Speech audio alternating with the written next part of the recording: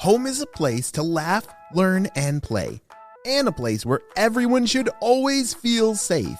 That's why at Kidda we believe that protecting children from house fires is everyone's cause. Join us in our mission to help families everywhere learn about fire safety so we can help keep children safe at home and ensure lots more laughs in the future. Learn about the importance of smoke alarms and creating your own home fire safety plan at cause4alarm.org.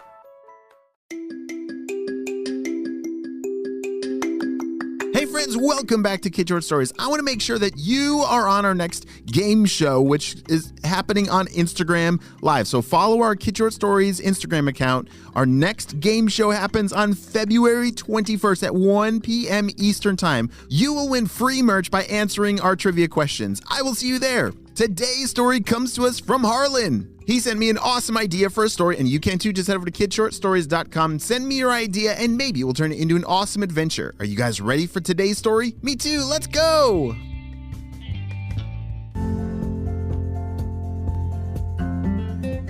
It was a beautiful day, and Harlan and his friends were playing outside. They were running around the neighborhood, playing a massive game of hide and seek across a whole bunch of different backyards and front yards and all the different houses on their street. This was pretty awesome. Have you ever played such an epic game of hide and seek before? Those are some pretty amazing games where it could take a pretty long time to find everyone because there's so many different hiding spots. Well, Harlan was the one that was finding everyone, and he was very good at it. "I see you over there, Camden!" he shouted. Camden was hiding behind some bushes. Elsie and Kiva were the last ones to be hiding, and Harlan was searching everywhere. All right, where have I not looked? Harlan had checked what he thought was every hiding spot, but the last place that he would ever expect was up a tree. There was this old gnarly tree that was growing at the end of the street, and it had all these really old big branches that people love to go climbing on. But finally, Harlan decided to check that tree. "There you are! Elsie, Kiva, I see you up there! Holy smokes, that was a good spot!" "Oh man," shouted Kiva. They both climbed down, and Harlan had finally found everyone on the street. "Harlan! Come on home!" "Okay, I'm coming." That was one of his parents shouting for Harlan to come back home because they were going to go run out and do some errands. And little did Harlan know how crazy this errand run would be. Do you like going out with your parents to do some errands? Yeah, errands it's a word for like maybe going grocery shopping or running to the store and picking up something, or, you just never know what your parents' errand list might have. As Harlan jumped into the car, off they drove. "All right, Harlan, the first thing that we got to do, we got to bring our car to the car wash. It's very dirty." "Yes, I love the car wash," said Harlan. "Have you ever been in a car wash before?" They are pretty fun when all the hoses and the water and the bubbles are spraying, and it can be a little noisy, but it's almost like a roller coaster ride. As the car pulled into the car wash station, they drove inside, and there the water began spraying. All kinds of crazy noises were all around the car. Harlan loved watching everything spraying, and it was like being inside of a robot machine, watching everything automatically do its different jobs. But then something terrible happened. All of a sudden, the car turned off. And as Harlan's parents tried to turn the car back on, it wouldn't start. "Oh no, Harlan, I think we ran out of gas." "What are we gonna do? We're stuck inside this car wash. How are we gonna get more gas?" shouted Harlan. Holy smokes, what would you do if you were stuck inside of a car that was inside of a car wash and he ran out of gas. Do you have any ideas? The only idea that I can think of is that you'd have to get out of the car and walk over to the gas station, but you'd get sprayed with everything. Oy, that is a serious problem.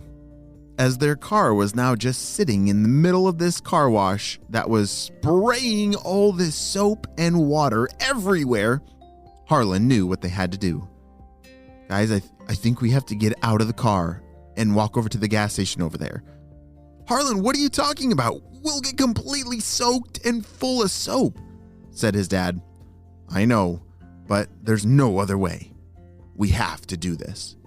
Okay, I'm going with you, said his dad. Harlan and his dad both plugged their noses and squinted their eyes and held their breath. They felt like they were jumping into the ocean, but it wasn't an ocean. It was a bubbly, spraying tornado mess of a car wash. All right, 1, 2, 3. And just like that, they quickly opened a door and jumped out of the car and then slammed the door shut so that none of the water would get in the car. Run!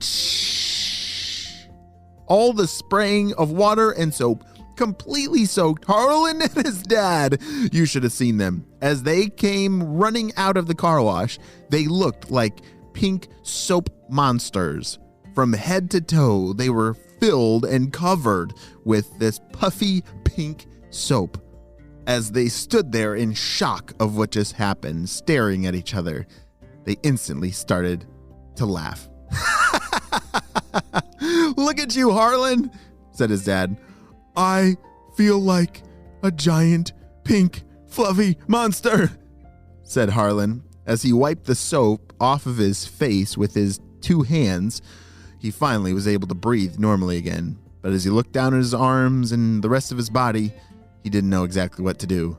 The 2 of them started walking over to the gas station to fill up a little tank of gas to put in their car. And people started screaming, "Ah! It's a monster!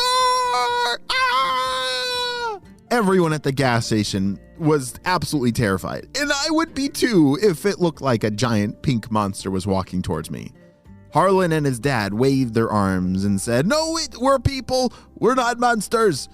Everybody, we're just covered in soap. We got stuck in the car wash." All the people screaming instantly turned to laughing, and they grabbed some paper towels and some rags to help Harlan and his dad wipe themselves off. "Oh, thank you, thank you."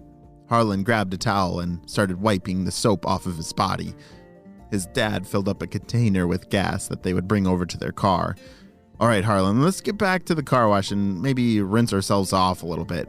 As they got back to the car wash, they told their mom to put the car in neutral, and then they would be able to push the car out the rest of the way without it having to turn on.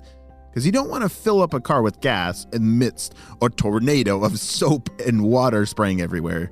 You don't want that to get in your car's gas tank.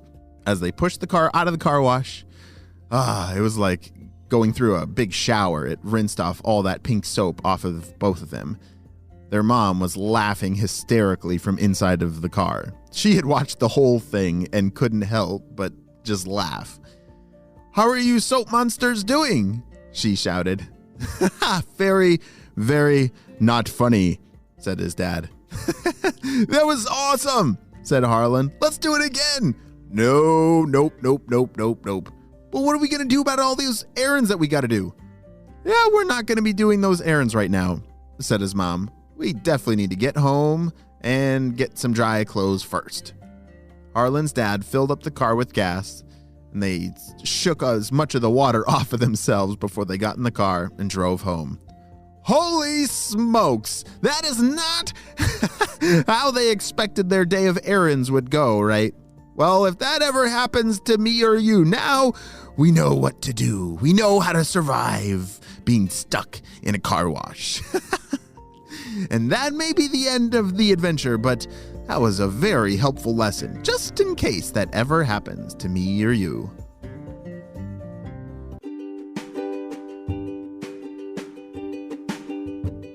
Great Great job. You listened all the way to the end. And you know what time it is? It's time for kid shout outs. I want to say hey to Sterling from California, Olivia from Brazil, Thatcher from Louisiana, Conrad from North Carolina, Wyatt and Charlie from Oregon, Braden from Washington, and Winter from Vancouver, British Columbia. I am so glad that you're all on the Kid Short Stories family and on our spy team. We could not stop Dr. Stinky Breath and his crew without you, my friends. Well, don't forget about our game show on February 21st. Follow Kid Short Stories Instagram. I will see you there. Bye.